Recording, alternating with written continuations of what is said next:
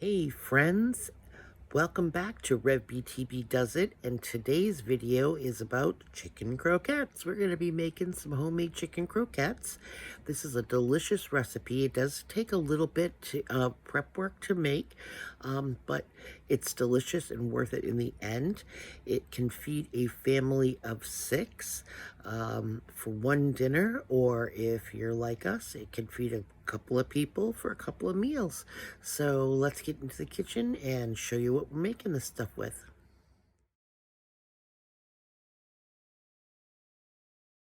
Okay, so for the main part of the chicken croquettes, this is what we're going to use first.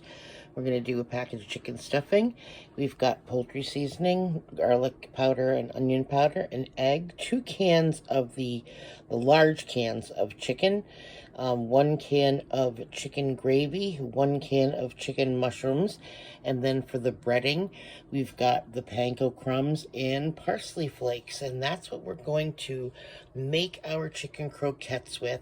We're also going to be using some oil for frying, and obviously we're going to be making the chicken stuffing as per the instructions on the box.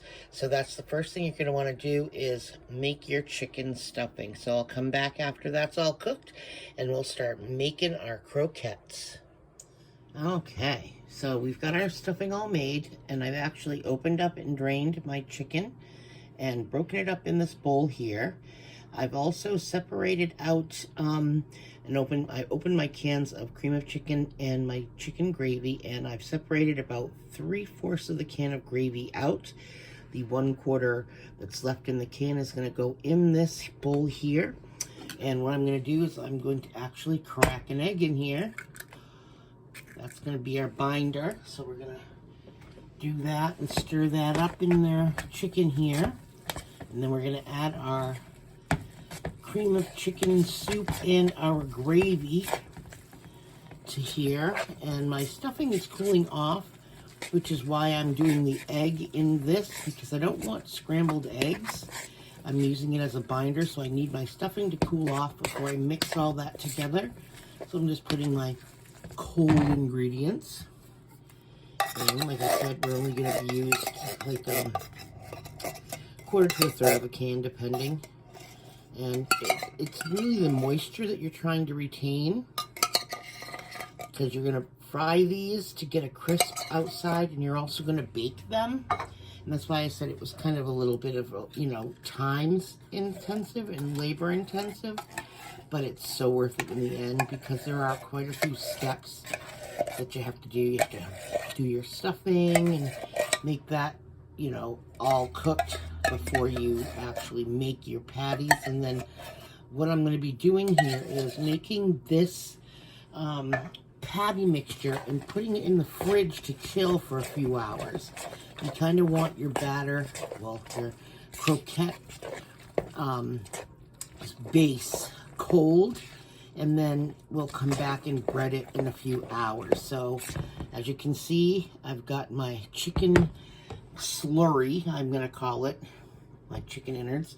I'm just going to add my spices to this, and this is to your taste. I don't have a recipe. I'm just going by, feel and taste and what my family likes. You can add more or less of whatever you like in here. I'm not going to salt and pepper it because it's got quite a few processed stuff anyway. So I'm not going to salt and pepper it. You can do that at the table. I know you're supposed to salt and pepper every layer, but where this is going to be fried and then baked as well, and it's got enough of the other stuff in there, including the spices from the stuffing and all that kind of stuff. So there is our chicken base. So that's the chicken, the egg, the gravy, the cream of chicken soup, and all of our spices aside from the parsley flakes, because that's going to go into the breading layer. And yeah, so as soon as that stuffing cools off, we'll be mixing that together and putting it in the fridge. All right, I've let it cool off enough, and I'm just going to do little by little so that it doesn't scramble my eggs. It's still a little warm, but you're trying to mix this stuffing in. This is sort of like the bulk of it, other than the chicken, obviously. But you don't want to cook the eggs before they actually get into the fry pan or in the oven, because that's, like I said, your binder. So I'm just adding it a little bit at a time because it's still a little warm. But you want to incorporate it well, okay? And you're going to make like almost like a dough out of it, so that you can make, I do it mine in patties. Some people do theirs in cones. I just find that it will cook a little bit more even if I do it in a patty form. So, and it's easier to fry that way as well. You don't end up getting one edge that's, you know, overcooked and one that's undercooked or anything like that. So I'm just adding my stuffing, and I do make my stuffing in the microwave for this just because it's quicker and easier for me. You can make your stuffing however you make it. If you make homemade stuffing, that's great. I, on the other hand, don't very often make homemade stuffing. So this is my preferred method, and out of the bunches of recipes and over the course of time, this is how we do it. So just a little bit at a time, so that it's not, like I said, cooking my egg mixture. And I'm just gonna end up putting the rest of this whole box of stuffing in here into my chicken mix and stirring it up. See how it's starting to soak up some of that moisture in there. Add a little bit more, because now that it's starting to cool off more from being out in the air and whatnot. That's all we do until it's time to make the patties. Time to make the patties. Anybody remember that commercial about the donuts? Guy would wake up so early in the morning, end up making the donuts, be there all day long, get back to sleep after selling his donuts. I'm sorry, I'm blocking the camera, but I'm just putting the rest of this stuffing in. And then he'd be going to bed, and in 2 hours or so, he'd have to get up and make more donuts. Sort of like the where's the beef, but this is the where's the chicken, and it's in the croquettes. So yeah, this is basically all we're gonna do. Gonna get this incorporated and mixed all in, and then it goes in the fridge to set up. And so we'll be back when it's time to patty. All right, so we're back, and I've got a sheet pan here lined with parchment paper. As you can see, I've got a couple of patties already on there just so I can gauge my size and whatnot. I've got, I'm going to patty up what I've got here for the chilled croquette dough. I'm calling it dough, it's mix. And here's my panko breadcrumbs with parsley flakes. Again, season with your heart. I just put in the parsley flakes to what I thought was a good thing. I shake them in. But basically, I just will take a little handful of the dough, and I don't know if you can see that. Yep, you can. All right, just take a little bit of it and create a little patty, and then I'll drop it in the old panko breadcrumbs and coat it, and then put it on that parchment paper lined sheet pan, and then I'll put it back in the refrigerator to chill some more, until I'm ready to actually fry them and bake them. So I just drop them into that breadcrumb mixture and put them on the pan here and go to the next one. So basically I just keep doing that until all of my dough is gone. And I make some bigger, some smaller. It's all good in the hood. And basically that's how it works. And I bake it at a 350-degree oven. So if you're going to go right straight from patties into the frying, you can probably turn your oven on for baking while you're doing your pattying or while you're doing your frying. And I'll come back after I get these all pattied up and show you how I end up frying them up. Okay, so here is my chilled croquettes now. And as you can see, I've got my oil on to heat up. And I have a foil-lined pan here that they will be spraying with the butter spray just to, so that they don't end up sticking. I had a little problem with it the last time I made them. And so we're just going to heat up the oil here, and we're going to fry them up. Let's see if I can set you down right over here. All right, so there we are. You can see everything here.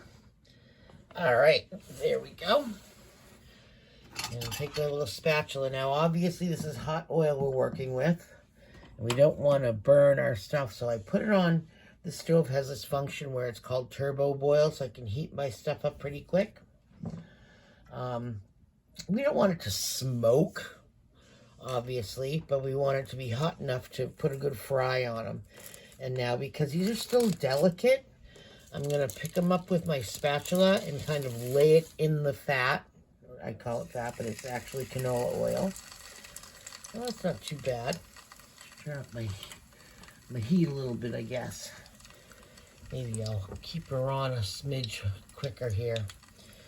So there's one. And obviously, every time you put one in your oil, it cools the oil down by the temperature. And these are straight cold from the fridge going into this oil. So I'm going to let the oil heat back up again before I put the next one in.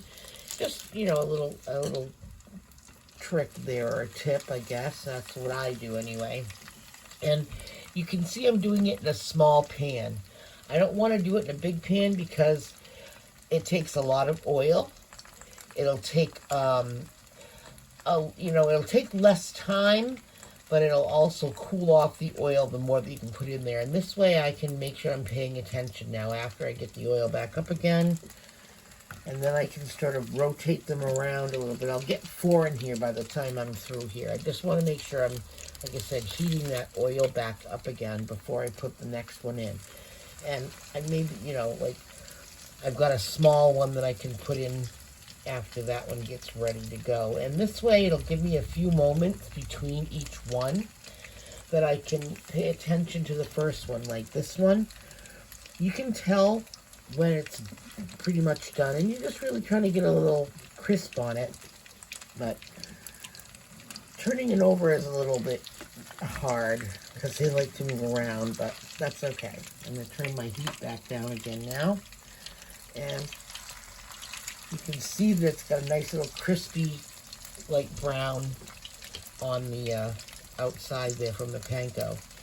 So I'm going to just move that around some. And you know that there's always a hot spot on your burner. So make sure you're traveling with your stuff. And if you think your oil is getting too hot, that's when it's time to move it around and put in a new patty, because that'll help cool off the oil. And I'm going to butter, now that I've got them all 4 in the pan, I'm going to butter spray my sheet pan here. And I have my oven on to 375 to preheat it. And once I get this pan sprayed good here, and once it goes off to the preheat, I will turn it back down because I want, oh, there it is right there. I shouldn't say when it's preheat. When I put them in, I'll leave it at 375 because that'll start to cook them. They're going to be warm from here anyway. But I'm going to cook the egg inside. And I kind of just want to seal in what moisture is in there. Let's see. Move that one out of the way. That one looks nice. And now I gotta try to get this. This one is starting. I don't have enough time on it, I don't think.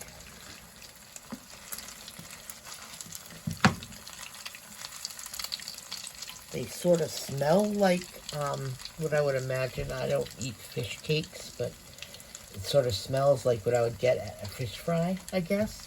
You know what I mean? Like I've driven by restaurants that have that fish fry going on. I might turn this one back over again, see if I can get a better crisp on it. Now, Now that she's warmed up some, Bob. If you don't already know, I live in Maine, so I'm only mocking my own mother, literally. When I heard her and her cousin had gone to Revere Beach and they made this record at some sort of beachside spot down there in Massachusetts, and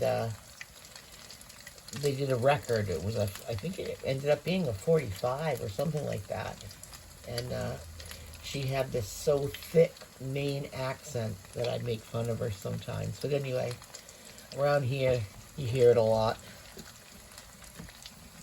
Okay, I'm going to get that first one out, and when I flipped that last one, I kind of made a little boo-boo, and I smushed this guy. But now I'm going to smidge him around.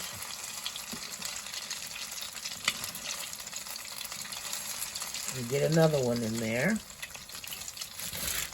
And you can see what I'm saying about the rotation, and now I can add a little bit more oil if I need to.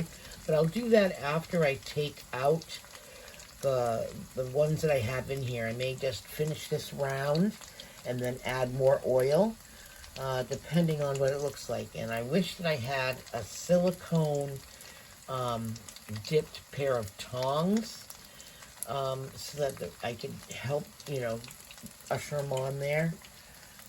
But I don't. And this is one of those funky pans that has that non-stick stuff on it, and I don't want to scrape it with the metal. I've got metal going up the wazoo. So now, that goes on here. Scooch that guy around. I may be able to add some oil to that. If I add it slowly enough, I can add it up there. But yeah, so basically this is all I'm doing, is going to fry these up and put them on the pan. Like I said, at the temperature of 375 when I first throw them in, and then I will bump it down to 350 when I get them all in there. So I'm not going to make you stick around and watch me fry all of these, this whole dozen. You've got 4 almost done and 1 in the pan, and so we'll come back when I'm pulling them out of the oven, because now you know. All right, guys, I got some potatoes on boiling to make some homemade mashers, and we're getting in the oven now to bring out, whoops, sorry about that, steam, to bring out our pan of croquettes. Whoa.